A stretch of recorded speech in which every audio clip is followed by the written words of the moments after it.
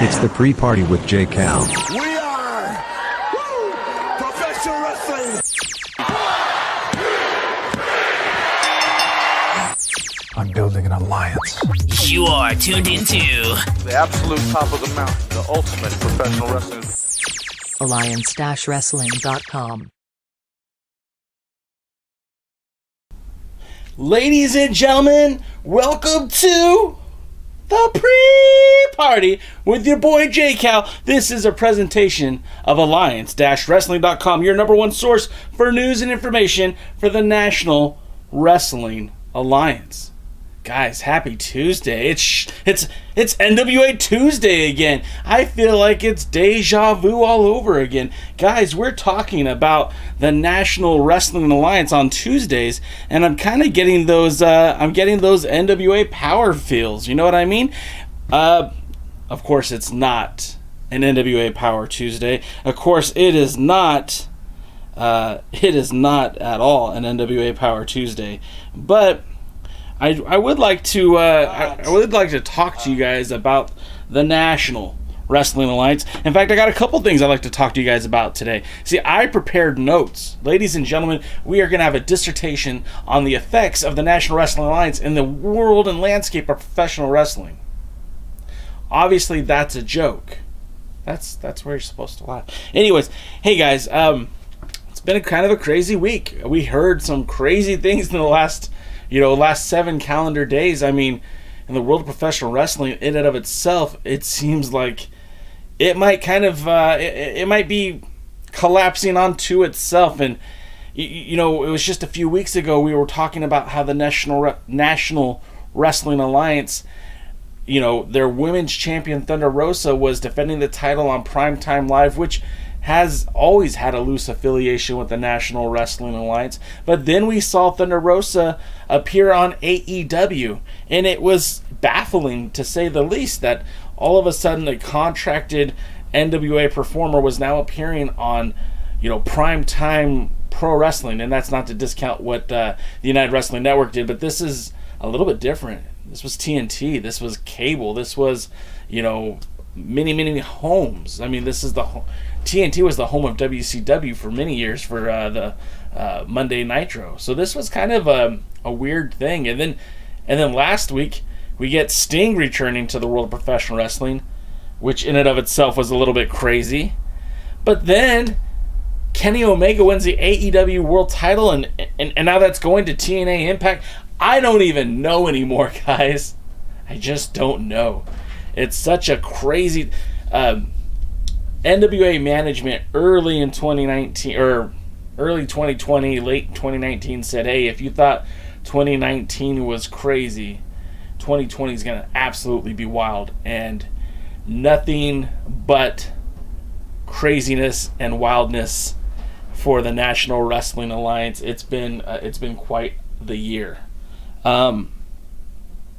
So first and not first, because I just talked about how crazy the last week has been, but wrapped up in all that news, we got some bad news.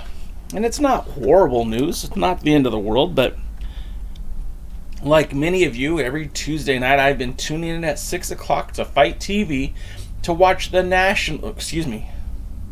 sometimes the National Wrestling Nights, to watch Primetime Live, to watch some of the best unsigned free agents in professional wrestling week in and week out show their wares. And I mean, we're talking about guys like, let's face it, there was a whole bevy of talent. The Wolf's Daddies, the Bodega, Kevin Martinson, Fred Rosser, Carl Fredericks, Clark Connors, Danny Limelight, the NWA contingent. You know, we saw the tag titles change hands, the national title change hands, the TV title change hands. I mean, over the course of 12 weeks, a lot of things happen on Primetime Live. Even a new women's champion who's now wrestling in AEW. But all that being said, it was kind of disheartening to hear the news that Primetime Live would be going on a hiatus. Essentially, Essentially, the United Wrestling Network, ahead of any orders by the state of California or any embargoes or closures, they self-imposed, went on hiatus to avoid all these issues with the shutdown here in Southern California. If you guys are unaware, there is a shutdown in California, suspending all non-essential operations, essentially meaning that if it's not essential, it's not open. You know, our theme parks are closed. Most of the restaurants, indoor dining is non-existent. Of course, we also have retail shops are limiting their occupancy to just what is deemed essential. So a lot of people are, of course, affected by this, but none so much more than the world of professional wrestling. Well, I guess it's not entirely true, but it does impact everybody in this state, and it has impacts on you guys, as Primetime Live is now not an option for you on Tuesday nights. With that being said, I really enjoyed the program over the 12 weeks. There was only a few missteps. I mean, I know there were some technical snafus when the show started, but those were remedied relatively quick. And like I said, we saw a lot of monumental, historic matches. I mean, we'd never seen the NWA television title in Hollywood, California, Long Beach, California. We never had seen the tag team titles change hands in Long Beach, California. I mean, there was such a turnover of the NWA Power roster, and that was all kind of within the confines of Primetime Live. Plus, we were reintroduced to talents like Fred Rosser, who you guys might have remembered from his time with the WWE, or Mike Bennett, or Sean Daivari, or Davey Boy Smith Jr. We got reacquainted with the stars of the United Wrestling Network, like Kevin Martinson, who made his name with the Rock Nest Monsters, but now was going at it on his own. We were introduced to the TV champion, Dan Joseph, the Hollywood Heritage champion, Rey Rosas. We got introduced to the United Wrestling Network Tag Team Champions. We got introduced, that's SoCal Distancing if you guys didn't know. We were introduced to Alexander Hammerstone, who, amongst other things, is the West Coast Pro Wrestling World Champion, Heavyweight Champion. So we got to see a lot of different titles. We were introduced to Lacey Ryan, to Priscilla Kelly. We met a lot of free agents along the road. I mean, we got to see Chris Masters in 2020. James Storm had his appearance. We got to see Eric Rowan, which was kind of exciting. Eric the Redbeard. So we saw a lot of cool stuff, and I really enjoyed what was happening with Primetime Live. So I am definitely saddened that it has come to a close, but the bright spots are it's not gone forever, it's just on hiatus. Of course, when things start to return to a sense of normalcy, when some of these COVID cases start declining, we will see them return to production. Of course, the much anticipated match between Michael Bennett, the Miracle Mike Bennett, and Chris Dickinson for that United Wrestling Network World Championship. And also, I mean, we've got a bevy of challengers already starting to line up. Davey Boy Smith Jr., Fred Rosser has definitely made his mark and to make his claim to challenge for that title. And of course, the other guys that were involved in the tournament, like Kevin Martinson and Eric Rowan, and of course Sean Davari. So we'll see how this all plays out. And of course, we won't be talking a lot about Primetime Live over the next few weeks because, well, there won't be a Primetime Live. But I would like to say, like, you know, when I look at that roster, and you've heard me mention a bunch of names, who was your MVP of Primetime Live? Like, I look at names like Chris Dickinson, and I know our friend Lamb over at the Championship Wrestling from Hollywood fans page, he said that Chris Dickinson was the MVP, but I think you could make a case for a couple of different guys, right? Because, I mean, like, Max Caster, who was a veritable unknown, especially on the West Coast, came to Primetime Live, and with a good outing against Chris Dickinson and a good outing against Jesse James, finds himself with a contract with AEW, now working as a tag team wrestler. Kevin Martinson went from a tag team wrestler, tag team specialist, if you will, and became a veritable threat to not only the Hollywood Heritage title, but also he got himself into the tournament to crown the United Wrestling Network World Champion. Excuse me, got an itchy nose. Then, everybody's favorite, he joined us on this podcast a couple of times, and I'm talking about Danny Limelight. Danny Limelight, you guys didn't know who Danny Limelight was a year ago, but you do now. You definitely know who Danny Limelight is. You know who the Bodega are. You've seen him in AEW. He's wrestling all across the country, not just limited to United Wrestling Network, but he's working for New Japan Strong. He recently competed in Hurricane Pro Wrestling in Texas. And of course, he's him and Papo Esco been kind of dominating the tag team ranks in Championship Wrestling from Hollywood as of late.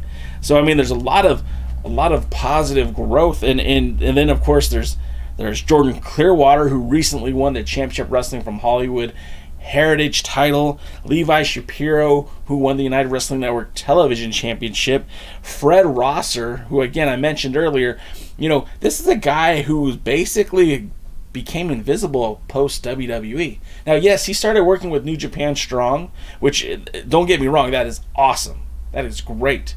But so many eyeballs have been on Primetime Live and seen Fred Rosser, and this guy did not lose a step from his time in WWE, and I would even venture to say that he's better now than he was when his time with the World Wrestling Entertainment. And of course, who could forget Mike Bennett? Mike Bennett came to Primetime Live a desperate, broken man. Let's be honest. He was a broken man, and his quest, his entire persona was in pursuit of the world's heavyweight champion, Nick Aldis. He needed to win the title to prove to the world who he was. Fortunately, that didn't happen, but Mike Bennett did show to the world that he was ready for competition. He stepped up to the game and gave Nick Aldis a hell of a match. On our Instagram stories, you can follow us at instagram.com/The Alliance blog. Recently put a poll, and 83% of you want to see a return bout between Nick Aldis and Mike Bennett. 83%. It's pretty high. Although now there's some more complications and added wrinkles to this because Mike Bennett recently made his return to Ring of Honor Wrestling. Nick Aldis has not been back to Primetime Live since his debut on September the 15th. And, you know, in the meantime, Bennett's been wrestling and working towards capturing the United Wrestling Network World Championship. So, I mean, there's a lot of highly talented guys who certainly have given of themselves to take that next step. And of course, there's Chris Dickinson. And I do not want to be glib on the situation because I know how impactful Dickinson has been in Primetime Live, also making his debut in Championship Wrestling from Hollywood. I expect really big things from Chris Dickinson, whether he wins the title or not, whether you consider him the MVP or not. He certainly has got you talking about him. He certainly put his name in your mouth, and I think that's pretty awesome.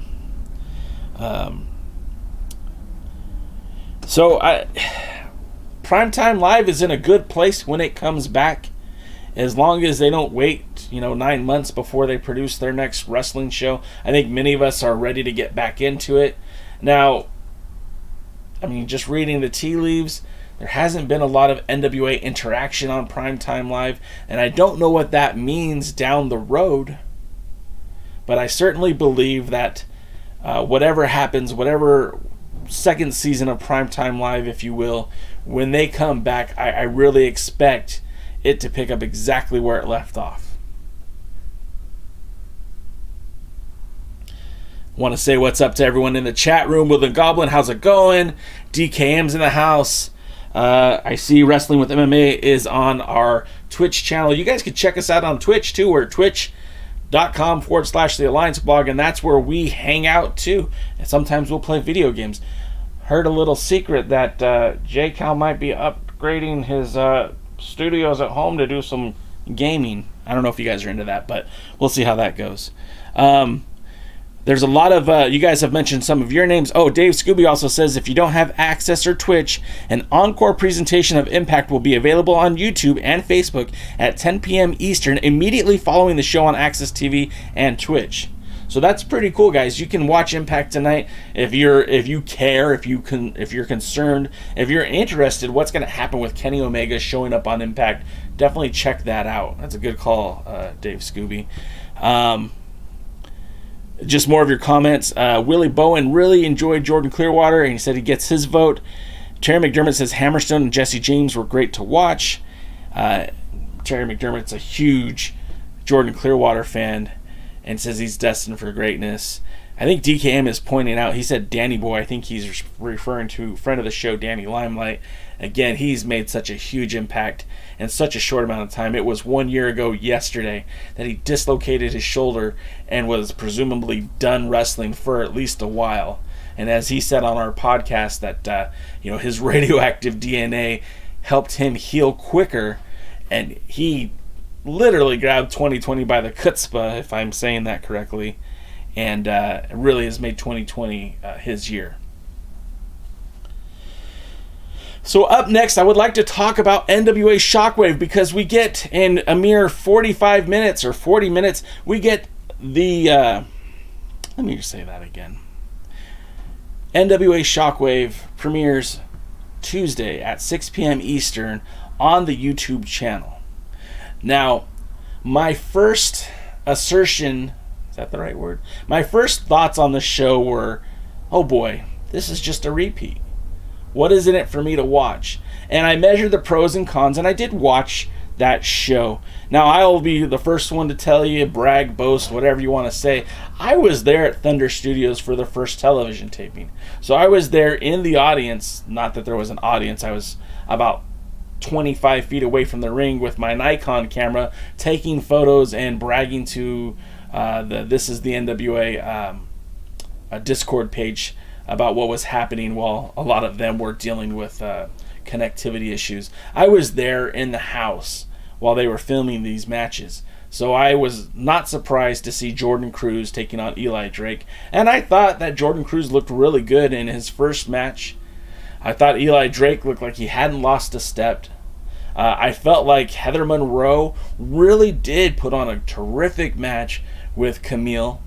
And I felt like the World's Heavyweight Championship match, although felt a bit rushed, had all the makings for a great, great sequel that I'm still looking forward to. But for the average viewer, if you've been watching Primetime Live, this was essentially a repeat. There was no additional backstage interview.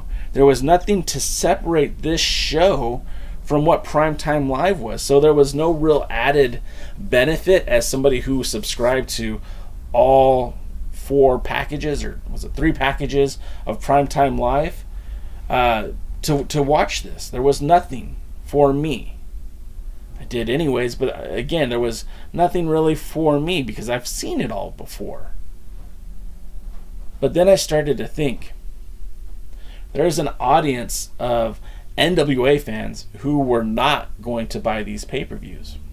And they were very vocal about it. I don't want to pay $7.99 a month for a wrestling pay-per-view. I don't want to pay $7.99 an episode to see, a world title match or to see my favorite NWA Power wrestler wrestle somebody else. There was an audience that was very committed to NWA Power, mostly because that was a free option. There was no charge. There was no barrier of entry. If you wanted to watch live not live, but if you wanted to watch pro wrestling in the studio and give you that Jim Crockett Promotions feel, well, they delivered. NWA Power certainly delivered on that nostalgia of the studio wrestling environment, without a doubt. But the problem with that was that they really kind of left the fans in the dust, because there has been no new episode since January. So I could see where the Shockwave is appealing to a lot of these NWA fans who are just really hungry for NWA content. And that's when I did some research, and I did a little digging, because I like to do digging. And I was looking at some of the data that you can get on socialblade.com. Now, I've never wanted to be one of these guys that is a gatekeeper for information. If you guys want to know where I go to check stuff out, I mean, we've mentioned it in the past. Cagematch.net has such a great wrestling database. But then also for social media, Social Blade does a great job of kind of breaking down videos and how many people are watching and when they're watching and all that. And I didn't get too far into it, but I did do some research. I did look at some of the numbers. And one thing that I initially thought a lot of people were just going to dismiss this show. I did, because that's how I felt.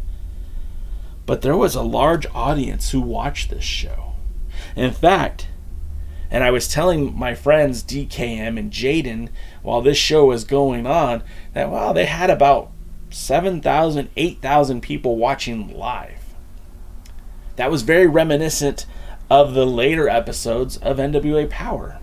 So much so that there was 120,000 people who watched episode 1 of NWA Shockwave, and that's as of today. That's today's numbers. 120,000 people watched that show. That surprised me. Just let me give you a little bit of a comparison here. That blows away anything that the NWA has produced content-wise since the last episode of NWA Superpower. That was the last episode they aired of NWA Power. They had it's like the 21st episode, I guess. And that was back in May. So that means all the Carneyland stuff, that means all of the podcasts, like What's Causing All This, what the Eli Drake show, of course, Carneyland, Inside the NWA Girl Talk, all that stuff pales in comparison to what the first episode of Shockwave did for their YouTube channel. This increased their current YouTube views by like 10,000 plus videos a day. And what I mean by that is, you could look at the channel's growth again on Social Blade, where they were averaging about 2,000 to 3,000 videos views a day, meaning people going back and watching the old NWA stuff, and whether it be the content like 5 on It or the rivalry promo, the rivalry greatest rivalries video, they were only getting like 2,000 or 3,000 people watching those videos daily. But since NWA Shockwave came to the forefront, those numbers have jumped. They've spiked. In fact, in the first day, there was up to like 50,000 people watching those videos. And I'm not saying that it was just Shockwave. This has a reverberation effect where other people, after watching Shockwave, were watching other NWA-related content. And one of the cool things, or smart things, I should say, that the NWA social media has been doing is pulling out videos from the archive, from the old NWA Power, and saying, hey, this week Thunder Rosa takes on Priscilla Kelly. Here, watch this match where Thunder Rosa defended against Allison Kay on this episode of NWA Power, or her Thunder Rosa's debut, whatever it specifically was. And I think that's brilliant. I think it's brilliant because there's a fan base who's hungry. Willie Bowen just said it a few minutes ago in the chat. They're hungry for some NWA content. Now this is the right way to do it. And these are the pros that I find with NWA Shockwave. Because again, this stuff was blown away anything else that they've done so far. Now, I suspect those numbers will drop a little bit because now people know exactly what it is. There was some mystique to it before. They didn't really know if this was going to be a new show. It wasn't like anyone but J-Cal was out there saying, hey, this is rerun stuff. But again, there's a large audience that didn't watch that, so we'll have to see how that goes. But some of the cons of this, though, right, is, they didn't add any additional context or any additional content. It basically was what you see is what you get. It's what you see is what you get. So if you were watching Primetime Live, you got this product. But now that you're watching Shockwave, it's the same. So like they could have done maybe the sit down interviews, for everything that I felt that they were trying to do well during the initial start of the pandemic here in the United States, when they production and they started airing these inside the NWA podcast, or what's causing all this, or these things of this nature. I felt like that would have been the ideal time. That would have been the correct time to go ahead and add additional content and interview with, if not Nick Aldis, with Tom Latimer. Hey, Tom, what do you think of what Nick's chances are tonight? Hey, Tom, what do you think of Mike Bennett as a potential challenge back for that title? Or even bring, gosh, I haven't really planned this all out, but I just felt like there was a missed opportunity. This is good for what it was, and it, for sure, with doing nothing, it really has helped rebound their YouTube numbers. But also, you have to remember, this is a limited run, guys. Unless there's something that I don't know, which I'm fully willing to admit, there's a lot I don't know. I'm not a part of the NWA front office, and I don't have an inside voice in the NWA. I don't have a glass to the ear. I'm not listening to the wall. If these matches are coming strictly from Primetime Live, and we know that there was only about a dozen NWA matches, not shows, but matches, then that means they're going to run out of content by week 4. And that includes, we know tonight CC Chanel, I don't remember what the NWA is calling her, but she'll be wrestling against Camille. We're going to have Thunder Rosa in action, and then I believe Watts versus Eli Drake. And we know that those are going to be great matches. They're going to be fun matches. But where's the added value? Maybe I'm asking too much. Maybe I am. But as someone who's already seen this stuff, it's like, give me something more. Entice me to keep watching this. And when you think about what they're doing with the NWA, I mean, they've been in a stall pattern since January. It's November. December. Look at that. Almost a whole calendar year without running any live wrestling.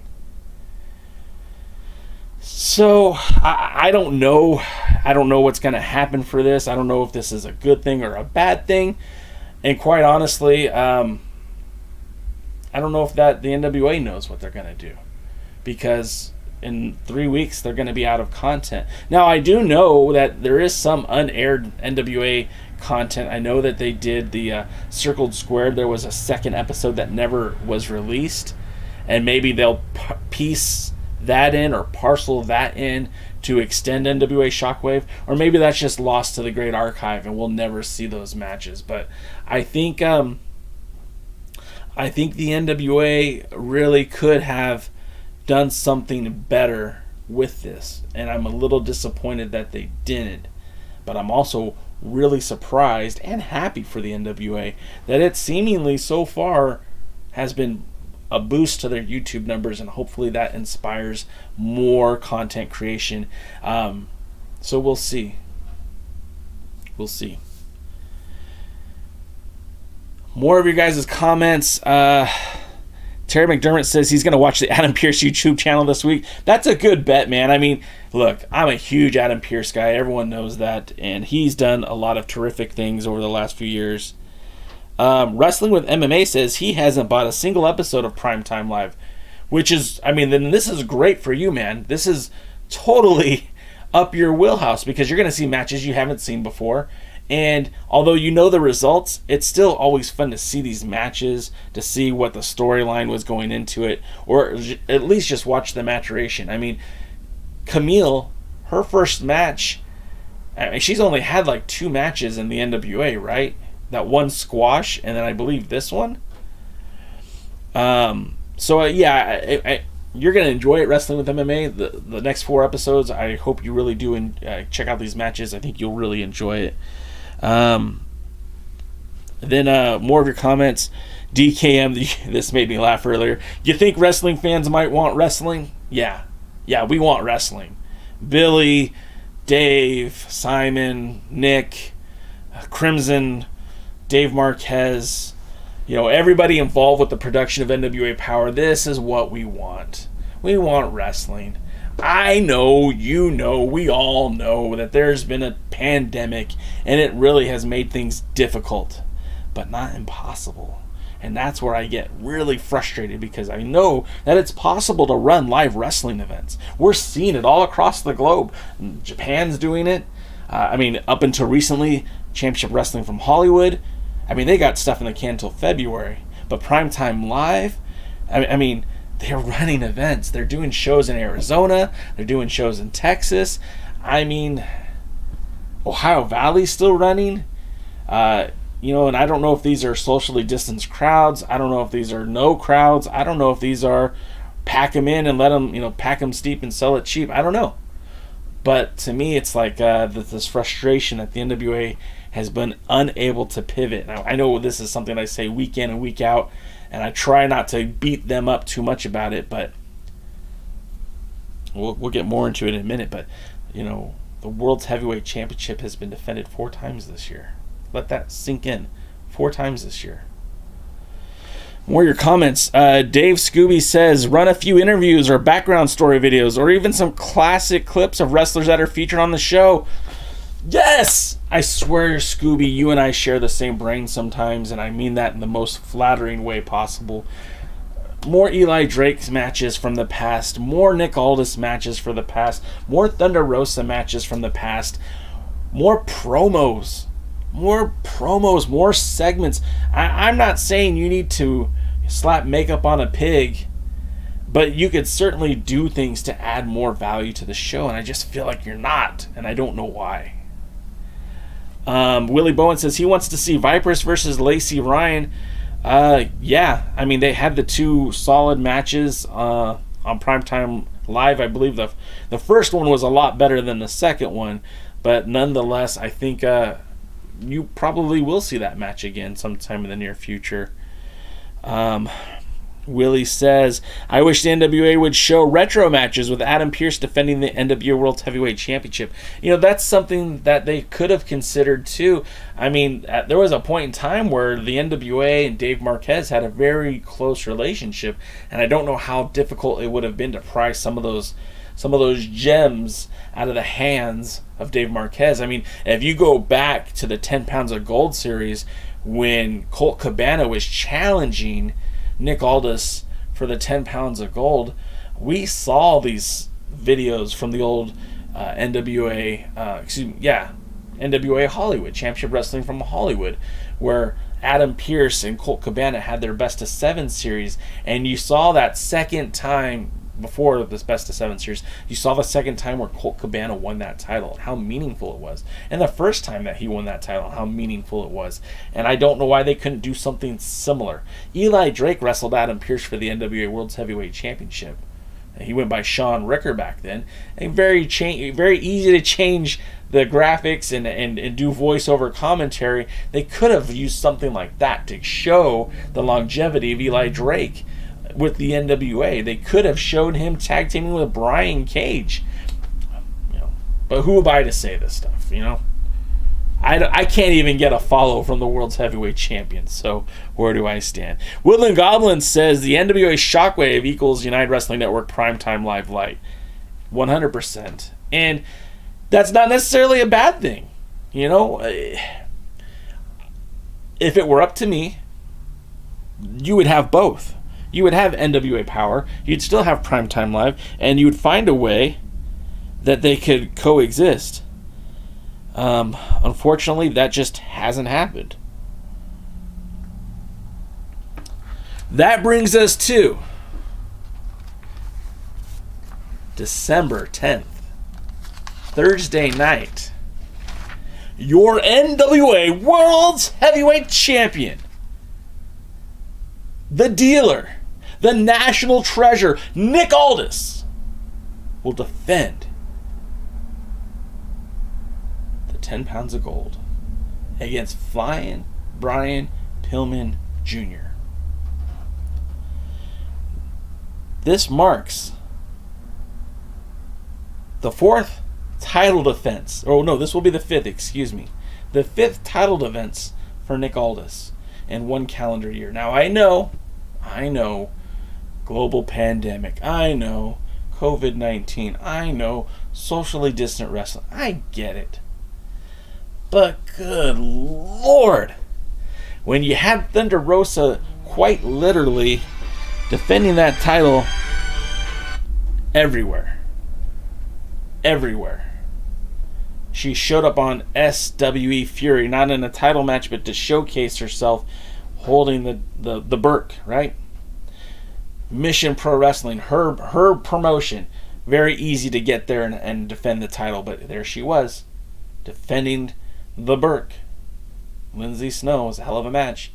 Then she's on Primetime Live, and what's she doing again? Defending the title. Warriors of Wrestling Kimberly, showcasing the Burke. Makes her appearance for AEW, showcases the Burke. Challenges for the AEW Women's Championship. Defends the NWA Women's Championship. And although she eventually lost the title, I think there's something to be said about a performer, a wrestler, who will go anywhere and defend against anyone. And that's what we had with Thunder Rosa. On the flip side, we have Nick Aldis, who, make no mistake about it, his first run as the NWA Worlds Champion might have been the best run of any NWA champion. He defended the title on 4 continents. He had as many defenses in his first 3 months in the UK as he did in the United States. He faced all comers, and all of it was documented on the 10 pounds of gold. He carried the NWA. And let's be real, that match with Cody really launched the NWA into this platform that garnered enough attention to go ahead and start making NWA Power. If there was no Nick Aldis, there would be no NWA Power. Make no mistake about it. But 4 title defenses? 2 in the last 6 months? Flip. Burke. I don't remember his first name. Nobi Bryant, Mike Bennett. I don't know, guys. That feels very uninspired. And again, there's medical concerns, and I understand that. There's a lot of potential for being sick, and I understand that too. But if Thunder Rosa can safely compete, if she can get out there and defend her title, why couldn't Nick?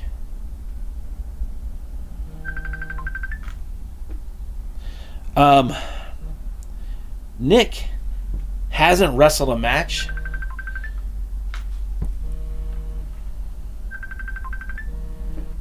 Nick hasn't wrestled a match since September the 15th.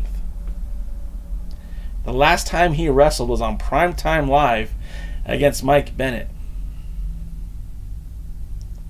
His opponent for 127 Pro Wrestling in Grimsley, Tennessee is Flying Brian Jr. Brian Pillman Jr. wrestled 6 matches in November alone. 8 matches in November alone. His month of November, he wrestled more than Nick has all year. 64 times that man has stepped into the ring this year. In this time, he won the Ohio Valley Heavyweight Championship.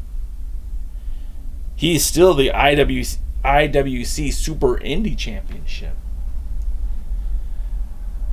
So although I really like Nick Aldis' chances coming up on Thursday, I have to just question why. Why can't the world's heavyweight champion, why can't he be as motivated as some of these other competitors? I know he's a family man. I know he has a wife who wrestles. I know he has a young son. But this is the commitment that we know that wrestling is about. They have to sacrifice time with family. They have to sacrifice their health. That's the chosen profession that they're in. And again, I am not advocating for Nick Aldis to walk into some backyard wrestling promotion and forego any COVID regulations and step in the ring with somebody who doesn't deserve a championship match. But I scratch my head. Why didn't we see another Nick Aldis match in Primetime Live? You know, maybe AEW wasn't interested in Nick Aldis coming into there, but there's been other promotions that are available, that are running. You know, and I know you don't dictate, you know, you don't say, hey, WWE, I'd like to defend my title on your show. That doesn't happen. I get that. But SWE Fury, maybe they would have been interested. You know, championship wrestling from Hollywood. There are more than just those places that are still actively running right now. Warriors of Wrestling. He's been there before. He faced Sam Adonis there a couple back in 2018, I believe. So why not now? And then the other interesting thing about this, and I don't mean to again bury the NWA or keep talking negatively about the NWA, because this is my promotion. This is what I enjoy. Why wasn't there 10 pounds of gold? I mean, we had a 10 pounds of gold for Mike Bennett. And again, as I was talking about the YouTube channel for the NWA, that 10 pounds of gold had 59,000 people watch. That 10 pounds of gold had more people watching than, again, any other 10 pounds of gold after All In. Nobody had more views than Mike Bennett, Nick Aldis, 10 pounds of gold. It was beautifully done. It was done in-house. It was done by Nick Aldis and I believe Crimson. And it was great. We don't get a 10 pounds of gold for Flying Brian. The legacy, the Pillman Jr., the connection to the NWA, there's no sense of urgency, no need to put that into a 10 pounds of gold. I feel like in a company that's desperate for content and a fan base that's desperate for content, what a missed opportunity. So again, Thursday night, our friends over at This Is Pro Wrestling podcast, they'll be there live covering it. They might even go live during the show. I don't know if the NWA has any intention of acquiring the broadcasting rights to this match, although I think it would behoove them to have this opportunity to showcase this match. Brian Pillman Jr. is seen every week on AEW on TNT. He is currently the Ohio Valley Wrestling Heavyweight Champion. I think it would mean quite a bit for the NWA to have this kind of exposure. Because if people who are not familiar with Nick Aldis might be familiar with Brian Pillman Jr. If they're not familiar with the NWA, they might recognize Brian Pillman for MLW, from, again, AEW, from Ohio Valley, and it's mostly been ignored. Like, I saw that Nick Aldis posted about it. I saw the NWA retweet about it. But again, where's the sense of urgency? Where's the sense of creation, of giving the fans content?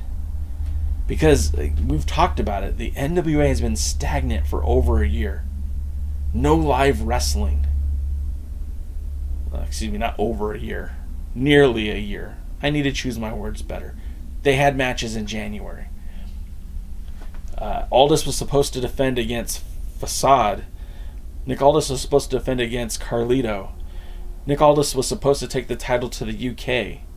Nick Aldus was supposed to have matches here and there. But none of that happened.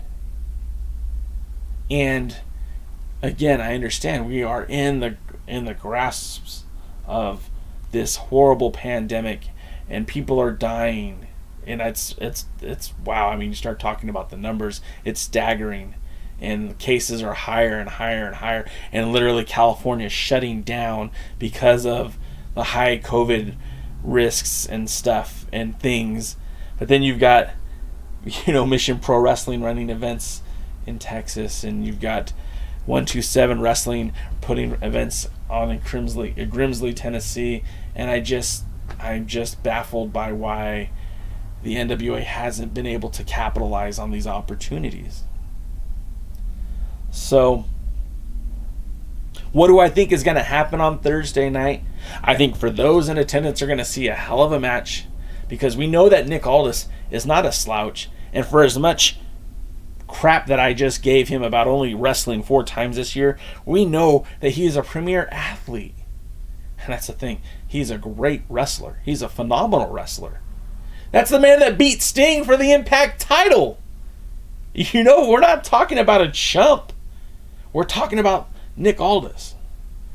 And we all know what he's capable of, because we've seen it day in, day out through Power. We saw it through the NWA 70th anniversary. We saw it at Crockett Cup. We saw it through 10 Pounds of Gold. We saw it on Championship Wrestling from Hollywood. We saw it on Primetime Live. We know that Nick Aldis is a stellar wrestler.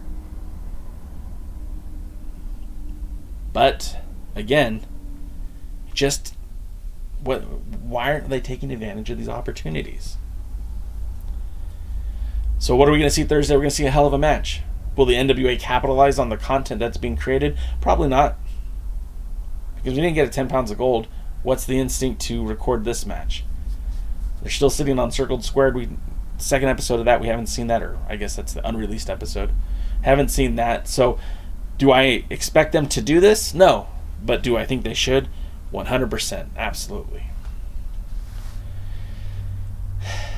Wow. Feel good. I got that all off my chest. Feel good.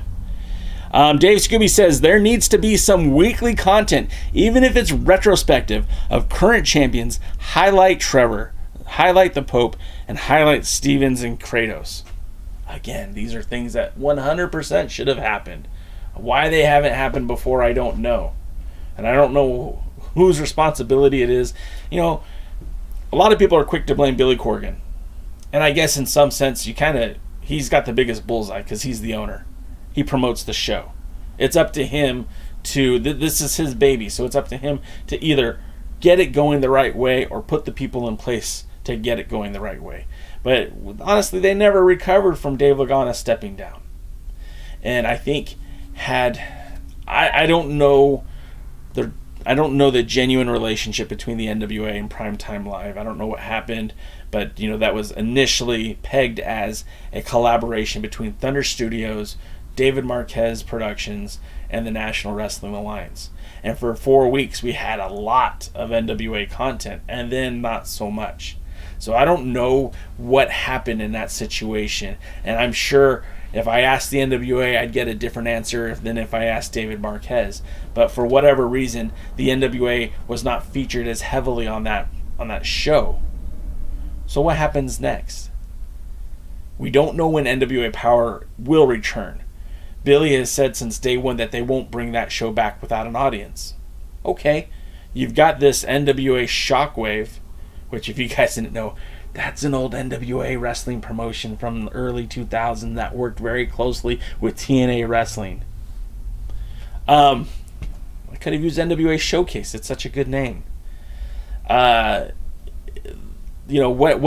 could they continue this afterwards? Can they start pulling content from Mission Pro? Hey, Thunder Rosa, can we air this match that you had with Lindsay Snow? Hey, Nick Aldis, can we take this match with you and Nobi Bryant from the Independent Wrestling Expo? Can we take this match with Brian Pillman Jr. from 127 Pro Wrestling? Can we take this match with, I don't know. Yes, to what Dave Scooby said, a way to highlight these guys, a way to get us ready for Power. And maybe they aren't going to do that until they know that Power is closer to happening. But with all that being said, how much is it to actually go rent a warehouse and literally just do 3 or 4 months of TV? Hell, what do you think New Japan Strong is? What do you think Championship Wrestling from Hollywood? Championship Wrestling from Hollywood, who's embarking on their 500th episode, is taped through February because they kind of thought that maybe the country would get shut down again. So for Dave Marquez's network, Championship Wrestling from Hollywood in Memphis and the Bay Area and Amarillo and Houston and potentially Arizona, he's got content. He can keep producing. If you guys are staying tuned to what they're doing in Championship Wrestling from Hollywood, those shows are still going to keep happening. And spoiler alert, I think good things are going to happen. Conversely, the NWA has still been stagnant for 9 months. And what would it take, 11 months. And what would it take for them to get a studio? Go, if not Power, if not the Georgia Broadcasting, why not just go rent a warehouse? Why not just go rent a high school gym? Hell, why not just go rent a hall, a bingo hall? I'm sure they could get it cheap if there's no fans allowed. And just put something together. Some wrestling. You can shoot matches for days. You don't have an audience. You can do all that post-production, all the promos, all that stuff. All that can be done in post. You can just record some wrestling. I don't know. Maybe I'm oversimplifying it. Maybe my expectations are way too high. But I do believe that the longer they wait to return to form, the harder it's going to be to capture that audience that they had. They had in the palm of their hands. Woodland Goblin says, I hope Corgan doesn't want to have Aldis hold the belt for 4 years like Severn, but not defend it much. And I would behoove you, Woodland Goblin, to go check some of the history, because I know it's not complete. Internet was in its infancy, and regular newspapers weren't really covering the National Wrestling Alliance at that point. But Severn had more than 4 defenses a year. Severn was wrestling he was wrestling for Dennis Coralluzzo in New Jersey. He was wrestling in Japan. He was wrestling in Malaysia. He was making appearances with the WWF. He was still doing his UFC appearances, and again, being the NWA World Champion and walking to the octagon and beating up a guy certainly holds a lot of value to that. And maybe it wasn't a title match, but that 10 pounds of gold was showcased on pay-per-view in front of a million people. So, there's something to be said for that. Right now, Nick Aldis is doing color commentary for retired boxers on Fight TV. And I get that he still has to work and make a living, but man, it's not exactly forthcoming of what a world champion should do. Yes, he's elegant, he's a great speaker, and he's intelligent. He's not dumb, but I just don't see where he's going. Willie Bowen says, lady wrestlers from Mission Pro Wrestling should be contenders for Serena Deeb's NWA Women's World Championship, also United Wrestling Network Primetime Live Ladies Championship. You're right. And I think, I don't know nothing, right? But I know that when Dave Marquez was on with This Is Pro Wrestling podcast a few weeks back, I know Brian Cervantes, that would be Thunder Rosa's husband and partner in Mission Pro Wrestling, was trying to see how he could get his girls, his gals, his talent, his wrestlers to appear on Primetime Live. So maybe after the hiatus, maybe after the pandemic pause is lifted, the second pandemic pause is lifted, maybe we'll see an influx of Mission Pro wrestlers in Primetime Live. I mean, if they're creating a championship, it would behoove them to get some of the best talent to go along with the likes of Heather Monroe, Lacey Ryan, Viperous, CC Chanel, my personal favorite, Ruby Reyes. I mean, this would benefit them for sure. And then Dave Scooby says, use Trident and True Pro Wrestling or School of Morton to tape matches. Again, Scooby, either you have a great memory or you're sharing in my brain, because it's something we talked about a few weeks ago, maybe even a few months ago. There's places, there's opportunities. Take advantage of the opportunities. But guys, that's our time. It is 5:57 where you're at, 2:57 where I'm at, and chances are you're going to go turn into NWA Shockwave. So I appreciate you guys checking us out this week. And Wrestling with MMA says, I can leave the NWA an acre of land for super cheap. There you go. Let's do that. He also wanted to mention that he hopes that there's a new champion crowned. And I mean, wouldn't that be quite the year for Flying Brian Pillman Jr. to win the NWA title, Ohio Valley title, making appearances on AEW, making appearances for MLW. I mean, that would be quite the banner year for Brian Pillman Jr., but we'll see. But again, we're running out of time, so go to the bathroom real quick, get a Fresca, and check out NWA Shockwave. Thank you again for checking this out week in and week out. This is one of the highlights of my week. I genuinely appreciate you guys taking the time to listen, to watch, to like, to share. Again, you can follow us on all social media. Twitter, Facebook, YouTube, Twitch TV, and then also you can find us on Spotify. You can find us on Amazon Podcast, Google Podcasts, Apple Podcasts. You can just say, hey Alexa, play This Is the NWA. Oh wait, that's the wrong one. Play This Is the Alliance Block. All right, guys, that's it. I'm out of here. My brain isn't working. You guys have a great one. We'll see you at the matches. Y'all have a good night, and let's go watch NWA Shockwave. And I'm going to dip out of here so I can do this. And then do get positive, stay positive, and I'll see you at the matches.